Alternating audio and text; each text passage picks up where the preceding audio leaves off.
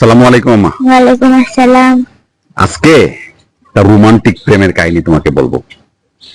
কারণ মেয়েরা কত ভালো হয়, তোমাকে তো সবসময় খালি খারাপ মেয়েদের গল্প শোনাইছি। আচ্ছা, একটা ভালো মেয়ের গল্প শোনাবো, সেটা তুমি সিলেক্ট করবা। একটা ছেলে আর একটা মেয়ে, ক্লাস 8 থেকে প্রথম তারা যখন একসাথে প্রাইভেট পড়তো, কোচিং সেন্টার, ধরো কোচিং সেন্টার প্রাইভেট থেকে তাদের পরিচয়, কোচিং সেন্টার থেকে ক্লাস 8 থেকে। তখন পরিচয় হইতে যখন 9-এ উঠছে, একই স্কুলের ছাত্র, তখন তাদের মধ্যে একটা ভালোবাসার সম্পর্ক হয়, প্রেমের সম্পর্ক যেন। তারপর এই জায়গা থেকে এসএসসি পাস করছে। এসএসসি পাস করার পর দুইজনে খুব ভালো রেজাল্ট করছে, গোল্ডেন এ প্লাস। তারপরে তোমার সে কলেজে যখন ভর্তি হয়েছে, সেম কলেজে ভর্তি হয়েছে, দুইজন সেম কলেজে ভর্তি হয়েছে, এবং পরিবারে তারা জানে তারা একটা ভালো বন্ধু। সেম কলেজ থেকে তারা খুব ভালো রেজাল্ট করছে। হ্যাঁ, খুব ভালো রেজাল্ট করছে। খুব ভালো রেজাল্ট করার পরে তোমার এই তারপর আবার সেম ইউনিভার্সিটিতে তারা ভর্তি হয়েছে, সেম সাবজেক্টে পড়াশোনা করে, সেম সাবজেক্টে পড়াশোনা করছে, সায়েন্স। তারপরে ইন্টারমিডিয়েট সায়েন্স, ভার্সিটিতে যেটা ভর্তি হয়েছে সেটাও একই সাবজেক্টে তারা পড়াশোনা করছে, অনার্স মাস্টার্স করছে, অনার্স মাস্টার্স এখানে। তখন তাদের প্রেমের বয়সটা কত হইলো? হ্যাঁ, প্রায় তোমার 9 বছর, 8 থেকে 9 বছর তাদের প্রেমের রিলেশন, ভালোবাসার খুব সম্পর্ক। মানে এর মধ্যে তাদের মধ্যে কখনো কোনো ঝগড়া হয় নাই। ঝগড়া হয়েছে জাস্ট মন মানিন্য, কিন্তু তারা বেস্ট ফ্রেন্ড, এরকম ভালো ফ্রেন্ড আর তারা হয় না। তো এখন ছেলেটা এভাবে, মেয়েটা তো নর্মালি তারাও চাকরি করছে, ছেলেটাও চাকরি করছে, ও বিসিএস দিচ্ছে, ছেলেও বিসিএস দিচ্ছে নর্মালি। তাদের ফ্যামিলি সবাই জানে, নিউ ফ্যামিলি জানে যে তাদের মধ্যে খুব ভালো বন্ধুত্ব, এবং তারা একসাথে সংসার করবে। ঠিক আছে, একসাথে তারা সংসার করবে, মানে বিয়ে করবে। তো সবকিছু ঠিকঠাক, তাদের মধ্যে কোনো পাসপোর্ট টাসপোর্ট যা যা করার, ভোটার আইডি কার্ড, সিম কার্ড, সবকিছু মনে করে যে তাদের, মানে একটা 9 বছরের তো মানে খুব ভালো জিনিস। আমি শারীরিক ব্যাপার যাচ্ছি না, জাস্ট তাদের মনের ব্যাপারটা বলতেছি। তাদের মধ্যে তাদের কোনো আর কোনো স্পেশাল কোনো বন্ধু নাই, ছেলেরও কোনো স্পেশাল বন্ধু নাই, মেয়েরও কোনো স্পেশাল বন্ধু নাই। কথা কি বুঝতে পারছো? এই জায়গা তো খুব সুন্দর, 9 বছর প্রেম কিন্তু খুব সুন্দর। ছেলেটা ইন্টারভিউ চাকরি হচ্ছে না, হঠাৎ করে একটা কোম্পানিতে চাকরি হয়েছে তার। ছেলেটার চাকরি হয়েছে, আলহামদুলিল্লাহ, মিষ্টি মিষ্টি খাইছে। চাকরি হওয়ার 8 মাস পরে ছেলেটা একটা মোটরসাইকেল অ্যাক্সিডেন্ট করছে। ছেলে মোটরসাইকেল অ্যাক্সিডেন্ট করার পরে পায়ের মাংস টাংস উঠে, হাতের মাংস টাংস উঠে গেছে। সে তাকে মানে বউয়ের মতো, মানে স্বামী স্ত্রীর মধ্যে যেমন খেদমত করে, এরকম খেদমত করে তাকে সুস্থ করে তুলছে। সুস্থ হওয়ার পরে, এই যে চাকরির 1 বছর হওয়ার পরে, ছেলের ফ্যামিলিও খুব এস্টাবলিশড, মানে টাকা পয়সা আছে, শিক্ষিত, ভদ্র পরিবার। মেয়ের পরিবারও খুব ভদ্র পরিবার, মানে একই স্কুলে পড়াশোনা করছে, কিন্তু তাদের একজনের বাড়ি, একজনের বাসা আরেকজনের বাসা ডিফারেন্স মনে করো 2 কিলোমিটারের মতো। ধরো মিরপুর থেকে তুমি ধরো কাজীপাড়া অথবা সেনপাড়া, শেরাপাড়া, এরকম এতটুকু দূরত্ব, মানে মিরপুর 1 নম্বর 10 নম্বর এরকম দূরত্ব তাদের মাঝখানে ধরেছে, এরকম তাদের বাসার ডিফারেন্স। মাঝে মাঝে তার বাবা মা, মানে মেয়ের বাবা মা, মেয়েদের নিয়ে এদের পরিবারের সবাই মিলে দেশের বাইরে ঘুরতে যায়, মালদ্বীপ ঘুরতে যায়, থাইল্যান্ড ঘুরতে যায়, সিঙ্গাপুর ঘুরতে যায়, মালয়েশিয়া ঘুরতে যায়। সেম ভাবে তারা মানে আবার ঘুরতে যাবে, মানে তার মেয়ে তার বাপ মার সাথে ঘুরতে যাবে। ঠিক আছে, এবং তাদের হানিমুন কোথায় হবে সবকিছু ঠিকঠাক করা, ছেলে চাকরি বাকরি করা। ঠিক আছে, যখন দেশের বাইরে যায় তখন আর মেয়ের সাথে আগেও যে অনেকবার গেছে, 4-9 বছরের মধ্যে তাদের 7-8 বার বাইরে গেছে, তার সাথে সেরকম যোগাযোগ হয় না, হোয়াটসঅ্যাপে মেসেঞ্জারে কথাবার্তা হয়েছে, এরকম মানে বাইরে গেছে পরিবার এরকম। এখন লাস্টবার যখন মানে শেষবার, এই যে তোমার ফেব্রুয়ারির মাসের কথা বলতেছি, গত ফেব্রুয়ারি মাসে লাস্টবার যখন সে থাইল্যান্ডে যাবে, তারা ভিসা, তার পারিবারিক ভিসা যাবে, তখন তার করে সে তো অফিস করে একটু ব্যস্ত, মানে গত 1 বছর ধরে অফিস করে, সে একটু ব্যস্ততার মধ্যে থাকে। আচ্ছা ঠিক আছে, যাই করে যাবা, আগে তোমরা তো আগেও গেছো, অসুবিধা নাই, তুমি যাও।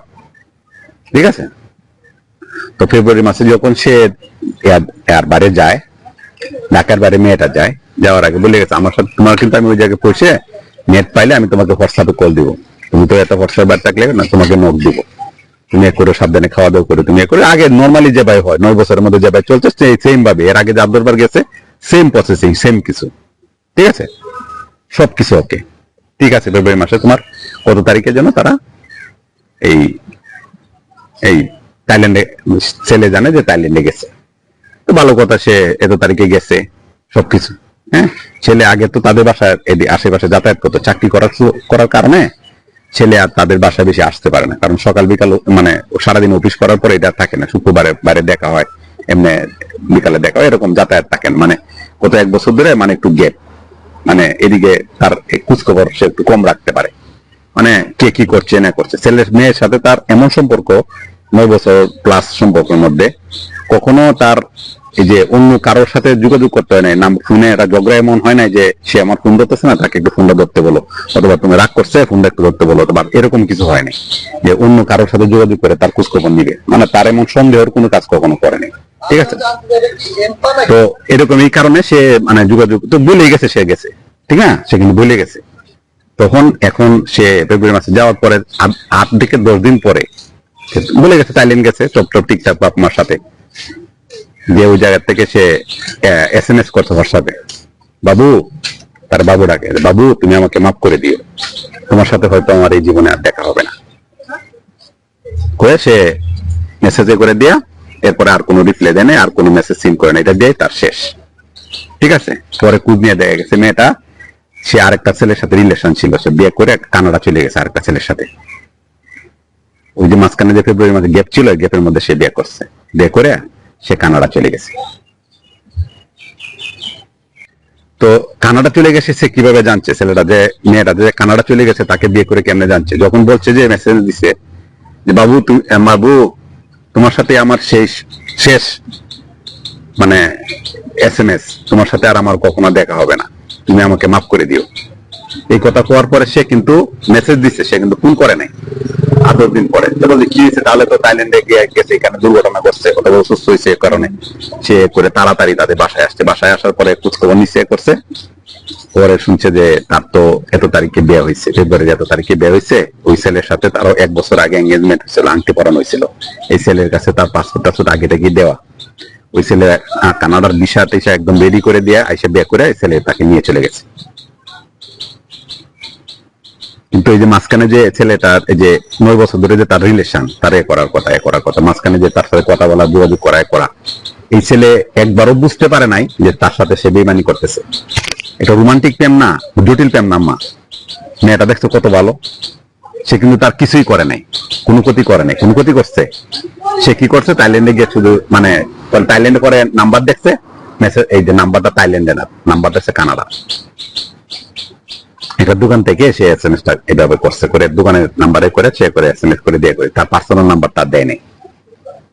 কত ভালো মেয়েটা দেখছো, ছেলেটাকে কিন্তু কোনো কষ্ট দেয় নাই, কষ্ট দিচ্ছে মা, কোনো কষ্ট কিন্তু দেয় নাই, সে কিন্তু সুন্দর করে বিয়ে করে কানাডার যে এর সাথে তার মানে টাকা অবস্থায় যে আগে থেকে তার ফোনে কথা হতো, রিলেশন হতো, হ্যাঁ এরকম।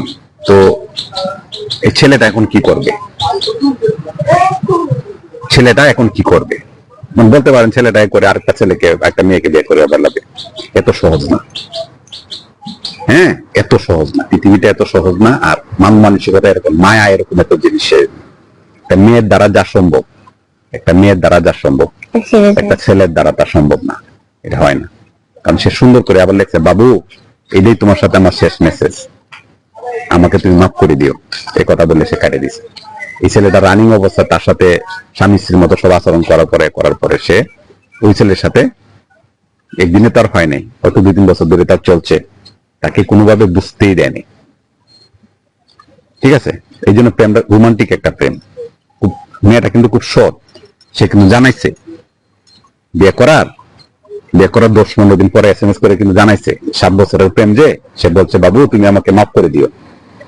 হ্যাঁ, কত সৎ মেয়েটা, কতটা ভালো দেখছো, কত ধার্মিক, কত ইমানদার মেয়ে, হ্যাঁ ইমানদার না মেয়েটা, মেয়ে কিন্তু এটা সম্ভব, তার দ্বারা কিন্তু সম্ভব। সে কিন্তু দিব্যি ওই মেয়ের হানিমুন করছে, করছে কানাডা, সে দিব্যি সে কিন্তু খুব ভালো অবস্থায় আছে।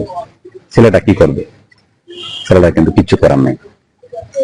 ঠিক আছে, এই কারণে ভালোবাসা, বিশ্বাস, সম্মান, মায়া এই জিনিসটা কিন্তু একটা এই তরল পদার্থের মতো, এটা একটা মারাত্মক জিনিস, এই জিনিসটা মনে না থাকলেই ভালো।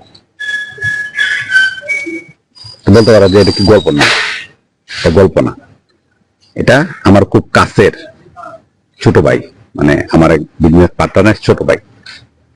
হ্যাঁ, তার এটা ছোট ভাই, তার সাথে আমার এটা আমি জানতাম, কিন্তু আমি তো এরকম তার সাথে ফ্যামিলি সম্পর্কটা এরকম না যে তার পার্সোনাল ব্যাপারে কথা বলবো। কিন্তু তার ছেলেটার আগেও দেখছি, এখনো দেখলাম, তার আচার ব্যবহার দেখার পরে তারপর আমি বলছি কি হয়েছে, এই হয়েছে, তখন সে আমাকে এই ঘটনাটা সে বলছে। কিন্তু আমি মেয়েটাকেও মানে দেখছি, তখন তো ছাত্রী করে দেখছি, ছেলেটাকেও দেখছি, কিন্তু এখন ছেলেটারে দেখে আমার জিজ্ঞেস করলাম যে কি হয়েছে, তখন সে ঘটনাটা বলছে। আমি তার বলতে পারি না। পরে আমি তাকে বললাম যে মানে সান্ত্বনা কি দিবেন, এখানে সান্ত্বনা কিছু দেওয়ার আছে? সান্ত্বনা দেওয়ার মতো আমি তাকে কি বলবো, মানে কি বলে সান্ত্বনা দিব, এখানে কি সান্ত্বনার কি আছে, এটাই। হ্যাঁ, তো বিষয়টা হচ্ছে যে কান্নাকাটি কিন্তু মানে একটা আছে না যে কিছু কিছু মানুষের কানতে কানতে চোখের পানি শুকায় গেছে, এখন আর আসে না, আর কান্না দেখে আমার হাসি পায়। কারণ কি? কারণ কান্না কেউ দেখে না, এরকম পায়। ঠিক আছে, ভালো থাকবেন, আসসালামু আলাইকুম। যারা এরকম কাজ করবেন, যারা মাইন্ড সেট আপ এরকম করে রাখছেন, তাদের জন্য দোয়া, শুভকামনা। ঠিক আছে, একদম প্ল্যান করে এরকম করে এদিক দিয়ে দিয়া ওই দিক দিয়ে বাইর করে দিবেন, এই দিক দিয়ে মারবেন, ওই দিক দিয়ে বাইর করে দিবেন। কারণ ছেলে হয়ে জন্মাইছে কেন? তার পাপ, তার প্রথম পাপ হয়েছে সে কেন ছেলে হয়ে জন্মাইল। ছেলে হয়ে জন্মানো মানে পাপ, কারণ সে একটা খারাপ ছেলে জন্মাইছে। তাকে এই দিক দিয়ে ওই দিক দিয়ে বাইর করে দিবেন। আসসালামু আলাইকুম।